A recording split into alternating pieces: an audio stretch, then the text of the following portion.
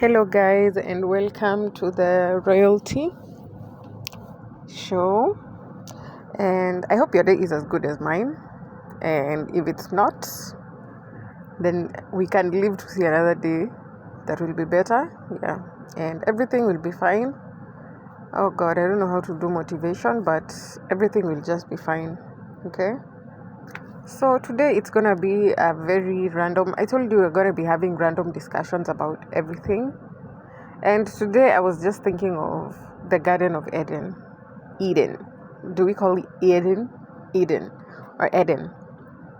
So from where I come from, it's Eden. So I hope you get the point where what we are talking about. So if you go back to the Bible, I'm not quoting anything because I don't know the exact words. So, but it's just I'm paraphrasing. I don't know if it's allowed, but when you understand the whole what it means about the Garden of Eden, not the symbolism or anything, just the general idea of the Garden of Eden, it was a garden where Adam had everything that he needed he had everything, right, that he needed for himself. He had the animals, he had the fruits, the plants, and everything. He had a place to sleep. And I was just thinking about Africa as a whole. I am from Kenya. Mnasikia tu accent. So I know a lot about Kenya, and I have been through time.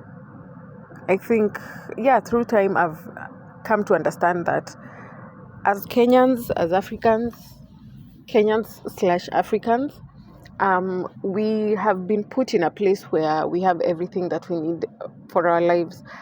I know there is technology, and I feel like we cannot brush away technology. I feel like that is just another whole topic for another time, because I feel like technology has always been there from Genesis. I know it's kind of crazy, but I feel like there is some technology that was used, and I feel like there is some truth that was how do I call it? They never put the whole truth in the Bible, especially the people who interpreted it. I feel like there's a lot of truth that has been hidden from us. You may be skeptical about what I'm saying, but maybe with time you'll see. But remember my words, there's a lot of hidden truths. There's a lot of technology that was, like, for instance, if you read was it Exodus or was it where? Or was it Kings? I don't know exactly, but kati ya hizo. There is this part where a certain king, they're fighting a certain another. Can I call them tribe? Yeah, and there's a lady in that passage. There's a lady who goes upstairs. The people in that area, that village, that locality, they ran to hide inside a huge castle, and they call it a tower that could hold 3,000 people at that time. A tower that could hold up to 3,000 people. I think it was more or up to, I'm not sure, more or less, but 3,000 people, and they all hide inside. And once they hide inside, there's a lady who is like at the upstairs. Let me call it an upstairs. I don't know how they call it there, but there's a lady who's upstairs, and she's looking outside through the window, and she sees one of the kings coming to attack them. And I think they were trying to open the tower or something, and she's directly on top of him, and she finds a stone, and she takes the huge stone and drops it to the on top of this king. From the top, the lady's on top. She drops the stone downstairs, down to this king, and it doesn't immediately kill him, because this king is like, oh, I can't be killed with a woman. He tells one of the servants, I think it was a servant, who was a man, put a sword through me. Word cannot travel that I was killed, with a woman. And my point is, tuko hapa. It was a tower that could hold 3,000 people. And from the looks of things, it was it was not just a building, just a normal building. It was a tower, like these high rises. Because if you think of a tower that can hold 3,000 people, I mean, big place. Yeah. So for those people to actually build those things, I feel like there was something going on. Another thing, no, I won't talk about that right now. But okay, we are back to the Garden of Eden being in Africa. So when I was growing up, I feel like a lot of people were taught about how the weeds, seaweeds, bangi, weeds, the weeds in the farms, the ones that we were told they're not good. They kill the plants growing, our sukuma wikis and the maize that is growing in the gardens, that we should uproot the weeds, and we will uproot them and throw them. We didn't even want to, especially the blackjack. I don't know if I grew in a place where blackjacks were like, and it was bad. And it was bad. You see, it was bad. So what happens is, now that I've grown, I'm sorry, I'm getting distracted. Now that I've grown, I've realized that these things that we are being taught, they were weeds. I don't know the exact names, but there is the blackjack. There's this other one that people give sunguras, the rabbits. It's green, and if you cut the leaves or the branches, it's actually small. It's a leafy shrub. It has milk in it, right? And they were called what were they called? Weeds, and we were told to uproot them. Now, as I'm growing up and I'm discovering through social media that this is actually medicinal. And for me, there was this man I was working for. We were working in his restaurant, and he would come with all these bags of weeds, and he will tell us to clean them well and then cook it for him with ugali. The mboga za kienyeji and ugali. And this guy is 70, and he doesn't look young, of course, but he is strong compared to some young men that we have in our lives nowadays. So, when what is it called? Every time I look at weeds, things that we were being told are weeds, they are medicinal. When you come to look at, and they're medicinal, and they also act as foods, okay? Another thing is the water that we have in our continent. We have rivers, we have lakes, numerous lakes. It's even, if you try to think about it, you'll even feel like crying when you're told to name them all, when you're in school. We have fruits, wild fruits that are medicinal. Like, everything in our place is medicinal. Not everything, of course. If it's not medicinal, it's used. We also have some trees in Uganda that are used as soaps, especially, but they're not so clean, so it has to be processed. But there is a time when there was an issue between Uganda and Kenya, that's Jomo Kenyatta time, and products were not being brought in from, through the Kenyan port to Uganda. So there are a lot of products were not being brought to Uganda, including soaps. And if you talk with the locals, especially those that were there in those days, they will say they will go to this tree and they will kind of do something, cut the backs of it and then put it in water, and it will be soapy, and they will wash with it. Now the problem was because there was no other way of processing it to clean it. So every time they would clean their clothes, the clothes will be clean, but the problems will be the backs. You see, it's like you have a green spots on your clothes. Now that was the problem.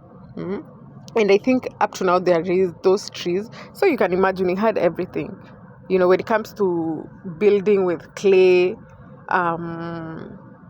wood, metal. Another thing that I usually say, people, when the whites, the colonialists came to our continents, and they talked about them discovering gold, diamond.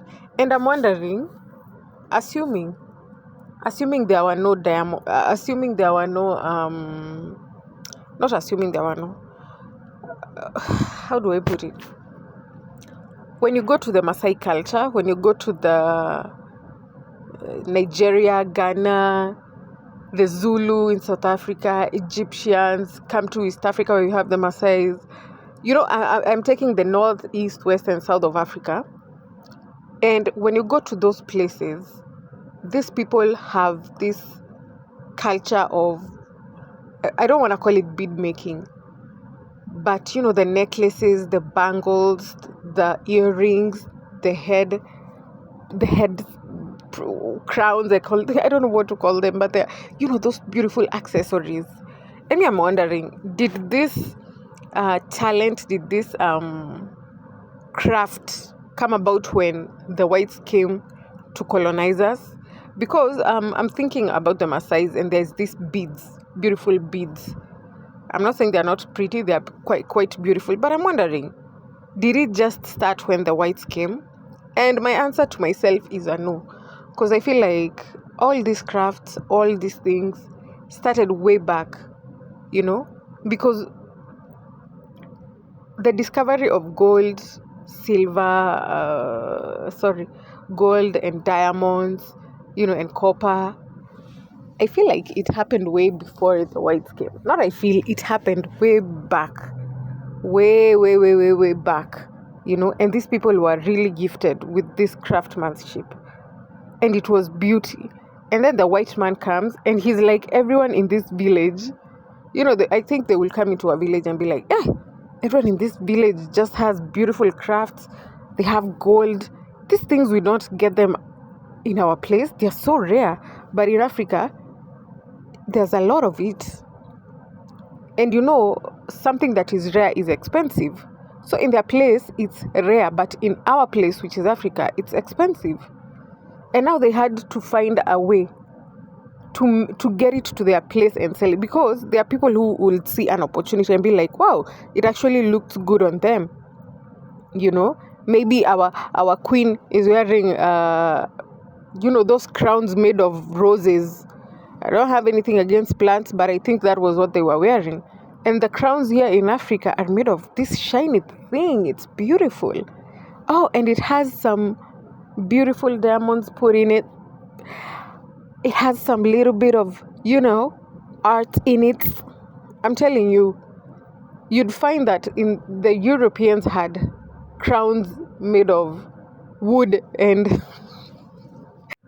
those crowns made of a rose, what is it called? Yeah, whatever. But you get the point, right? And now you come to Africa, these leaders here are wearing crowns made of gold. They don't even know. Maybe they didn't even know what gold was, but let me just assume they knew. Maybe in their place it was in small amounts, in small quantities, but when they come in Africa, everyone, the kids are wearing bracelets made of gold. The ladies there, the married ones, have these small crowns made of gold, and they have small diamonds in it.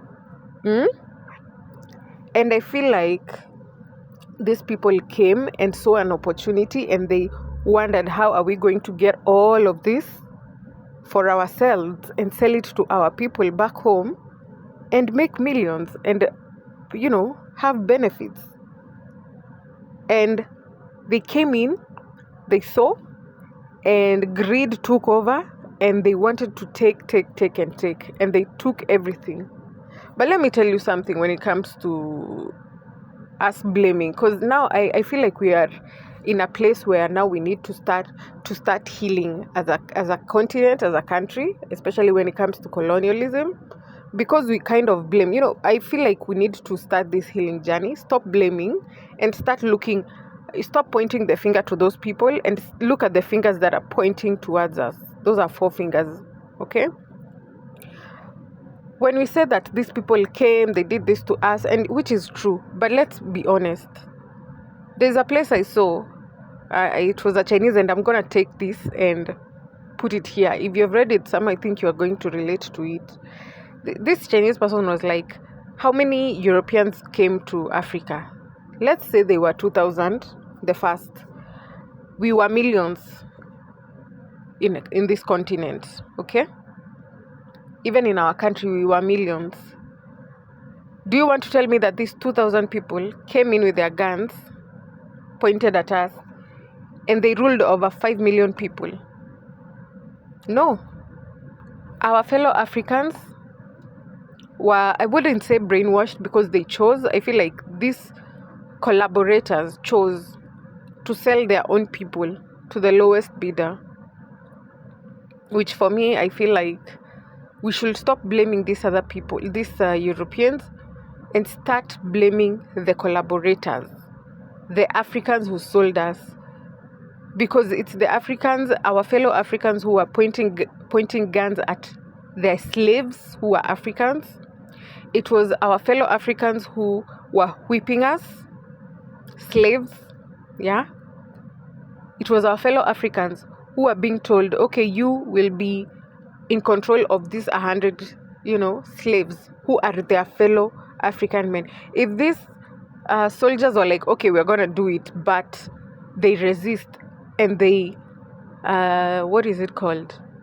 They resist and they help the slaves out of the slavery, I don't think Africa would have been colonized. You can't tell me 2,000 people, even if they have guns or whatever, can actually ruin a whole 5 million. I'm just putting into whole ratios because I feel like that was how it was, roughly. It was our fellow Africans. And I feel like once we start accepting that, even now, we are seeing people in our own countries who are Africans collaborating with Europeans who do not have good plans for Africa. Let's say there are good people who have good plans. We have seen them.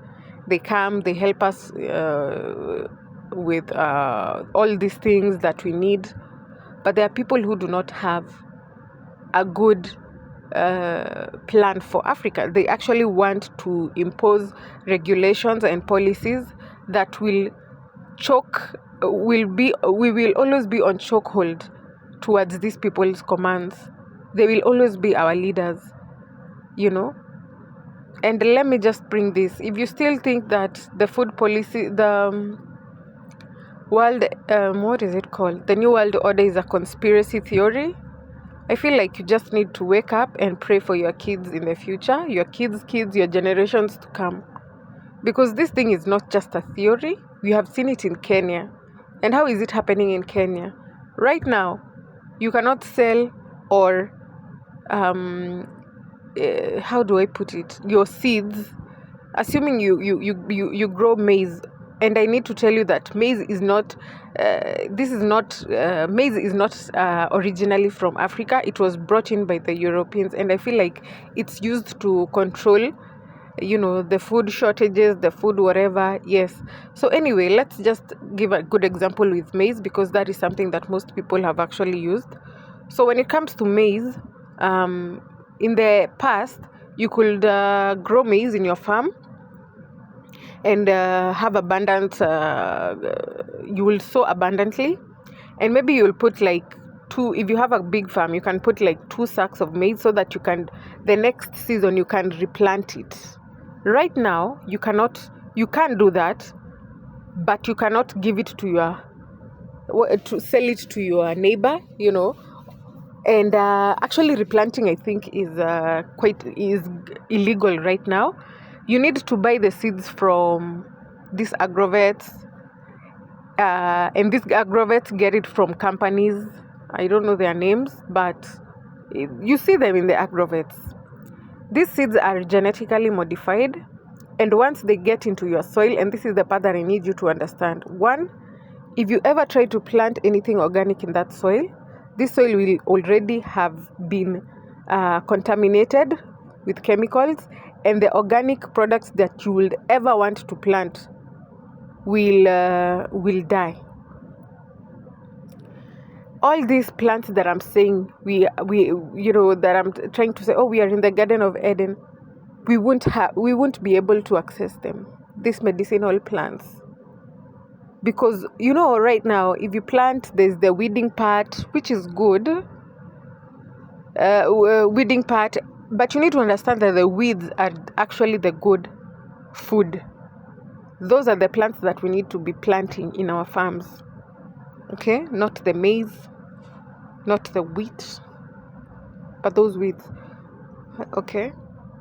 And these policies, the policy that I'm talking about is the one that you cannot resell, and one day you won't be able to replant, and you will be required to buy from this agrovet, and it's not cheap.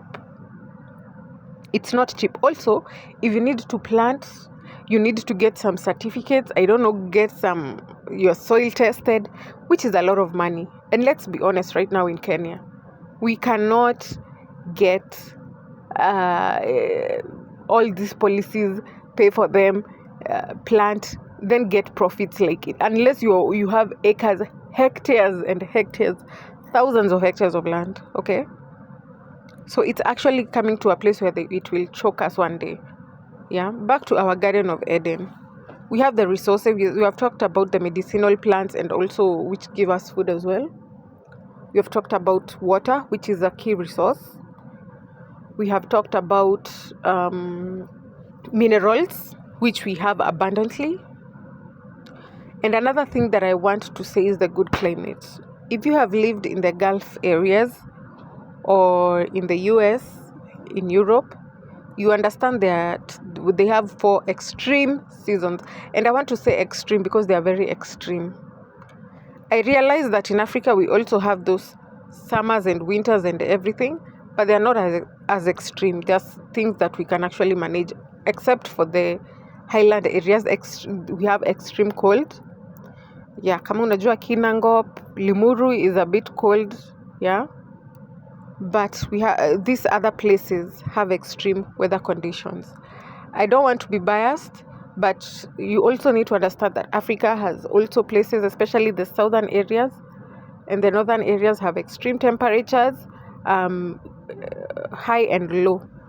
In South Africa, we have places where it snows, and in South Africa we have places that snows, and in where is it called? The northern area, which we have Egypt, Tunisia, Liberia. We have deserts, but also we have the Kalahari deserts, beautiful sites, but also extreme deserts, okay? But generally, Africa has good climate, because if you look at it this way, even in these deserts, we have extreme heat during the day and extreme cold during the night. So if you are someone living in those desert areas, it's easy for you to work compared to times when you compared to places like the European and the American places where they have the summers. It's extremely hot during the day and during the night. When you come to Africa, on the equatorial area, during the day we have not too much heat and not too much cold. It's just there, 21 degrees. If it goes higher, it's 25 or 24 degrees, which is so good. Yeah, and it's a place where if we had shades all over, and that's why I usually say it's good to have trees, there's a cool breeze. It's sunny, but it's cool. It's like summer all throughout the year. And then during the night, we don't need ACs. No. It's cool. Sometimes it's cold, but it's the cold that you can actually just put your duvet on top of you, and it's good. You don't need heaters, During the day, you don't need, what is it called? Air conditioners. No. The air is so clean. It's beautiful. It's like a place where we are put, where the conditions need to be perfect. The conditions are perfect, okay? I know in the coastal regions it's quite hot, yeah? But I'm speaking generally, when it comes to Africa, it's like a place where this place temperature is good, yeah? Let me tell you guys, you don't know what you got and what you have until you go out of Africa. Maybe we are not as peaceful as we would ever want to be. Maybe we are not as rich as we would ever want to be. But I know that one day we will get there. I know that if we say no to some policies, we will get there. I see Africa like we lack water, and yet we have, I think, a good percentage. We have rain, we have rivers, we have lakes. Come to a place like Saudi Arabia, they lack everything. They only have oil.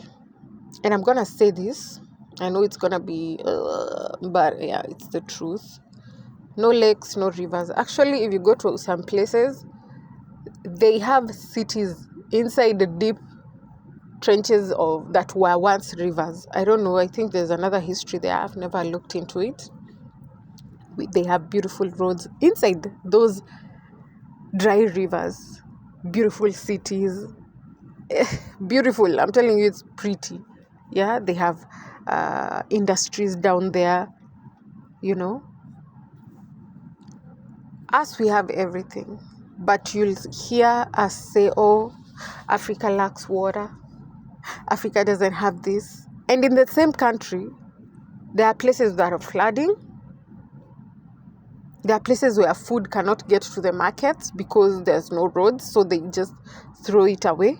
They pour the milk on the ground because there are no roads to get it where it's supposed to be. Even if they wanted to get it to where it's supposed to be, they can't because there are no roads. And this is a message to our politicians. You know what you're doing? It's not like there are no funds. It's not like there are no funds. But I'm telling you, one thing is for sure.